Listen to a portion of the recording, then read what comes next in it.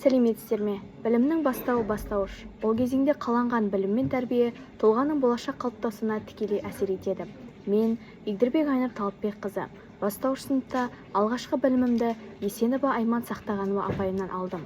Сол жылдары алған сапалы білім, жүйелі тәрбие мен ұстаздық кәсіби бағыт-бағдары кейінгі оқу жолында берік негіз болды.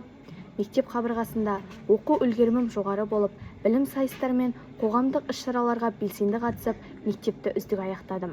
Одан әрі Шахмардан Есенов атындағы университетті тәмамдап, қазіргі таңда аталған оқу ордасында жұмыс істеймін.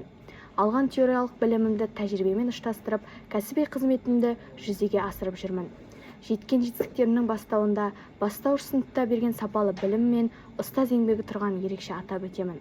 Бастауышта қаланған білім тұлғалық және кәсіби дамудың мызғымас іргетасы. Осы үшін Айман апайыма ерекше алғысымды білдіргім келеді.